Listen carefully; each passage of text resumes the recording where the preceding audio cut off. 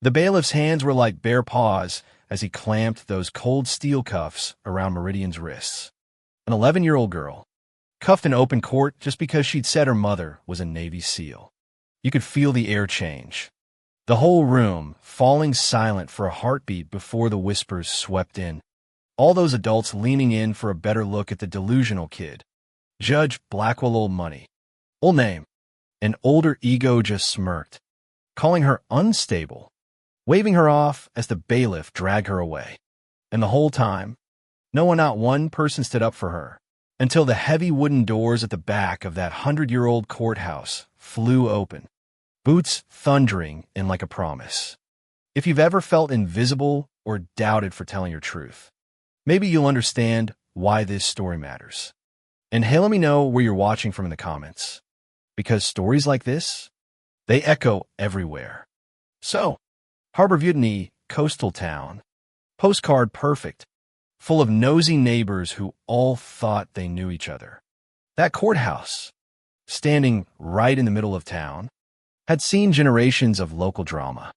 But today, it was overflowing, shoulder to shoulder, every bench creaking under the weight of judgment and curiosity.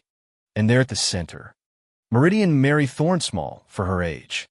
Tangled curls, those eyes just too serious for an 11-year-old. 2 weeks ago, she'd been just a regular kid living on a peninsula with both parents. Now, her dad, Dr. Elias Thorne, was gone boating accident. They called it, though the details were thin and nobody seemed to care. And her mom? Supposedly vanished years ago, or so the gossip said. But Mary? She wasn't buying any of it. A marine biologist doesn't just drown. She kept repeating. Nobody listened. Now, with her only real friend Lavinia, the elderly neighbor trying to vouch for her, the court had other plans. Octavia Reeves, smooth as glass and twice as cold, stood up for Falcrest Development, the so-called concerned company eager to take custody of Mary and, more importantly, control of the Thorne Peninsula. Lavinia did her best, but the judge cut her off with a nod. Reeves, meanwhile, painted Lavinia as too old, too poor, too soft. This wasn't about Mary's well-being. Mary realized this was about the land prime property her dad had always protected, not just for research, but for reasons he'd never spelled out. Then, the judge turned to Mary. Any other family? He asked, like she hadn't just lost her dad. Your mother, maybe? The whole room held its breath. The legend of the vanished mom floating around like smoke. And Mary, steadying herself, declared, My mom is Lieutenant Commander Sorrel Thorne. She's a Navy SEAL. She's coming back for me. The room exploded in laughter-grown adults, snickering at a kid until even the judge gave her that practiced. Pitying look. Many children create fantasies, he said. Reeves jumped in, urging for psychiatric care. These delusions are only getting worse. She insisted, but Mary didn't back down. Call the Pentagon. Check the records. She's real. Even Lavinia spoke up. I've seen the letters, the calls, the military envelopes. Dismissed as hearsay. It was all too convenient. Then, the prosecution trotted out Dr. Perseus Quinn, an expert who'd never even spoken to Mary, but pronounced her delusional.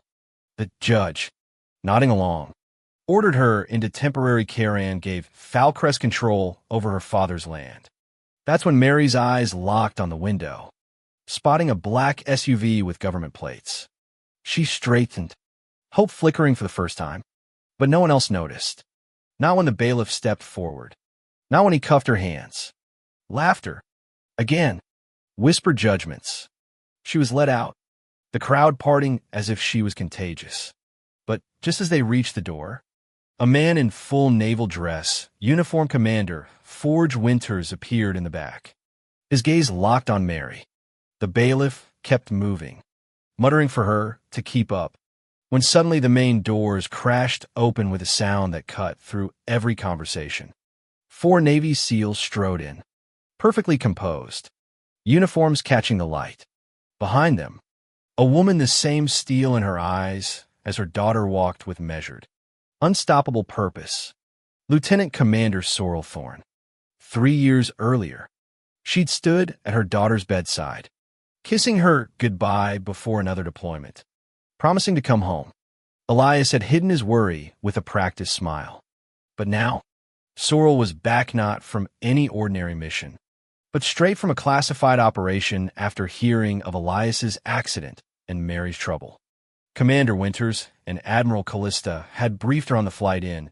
Elias hadn't just studied marine life, he had been monitoring suspicious ship activity near the base. Falcrest development?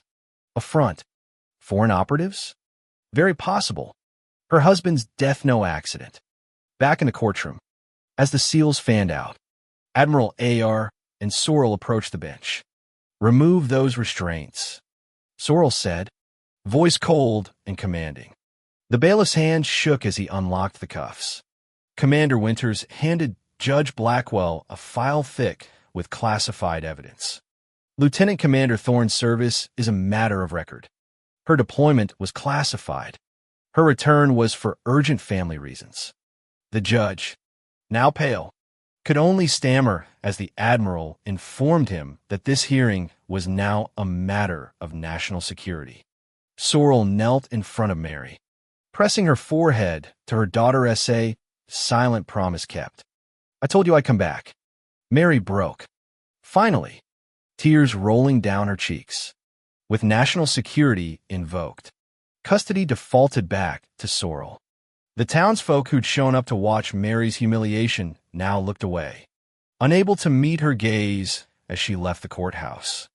Flanked by SEALs, in the SUV, Commander Winters filled Sorrel in on the property, the ongoing forensics, and the suspicious activity on the bay. Sorrel, scanning the horizon as they approached home, promised Mary, "We're going to find out what happened. Together." Inside, the house felt different, subtly rearranged. A little too tidy. Mary explained the insurance man who'd poked around after Elias died. And Sorrel knew exactly what to look for. In Elias's office, hidden inside a copy of 20,000 Leagues Under the Sea, was a digital drive. The password? Coordinates from where Sorrel and Elias had first met. On it, logs of water traffic, sonar hits, even nighttime photographs, everything pointing to covert exchanges in the bay. Naval intelligence confirmed Elias had tracked foreign submarines. Days before his death, he caught a meeting on camera, a small boat passing something to a submarine at the edge of U.S. waters. Soon after, Sorrel met the local police chief caught the night before snooping on their property. He admitted he'd been pressured by Falcrest, and that Elias had come to him with questions just before his death. "Falcrest takes orders from people way above my pay grade," he said, finally coming clean. Sorrel told him to cooperate with federal authorities, or else. 3 days later, a federal tribunal quietly shredded Harborview's old power structure. Judge Blackwell and Reeves, once so sure of themselves, now sat pale and shaken as evidence of espionage and foreign money flowed. Admiral Ayer asked, coldly, how they justified trying to separate a child from her only parent and handcuffing her for telling the truth. They had no answer. Back at the Thorne home, Sorrel and Mary sorted through Elias's things, finding a final letter as admission that he'd discovered too much, that he'd tried to protect them. That Mary's faith came from Sorrel's example.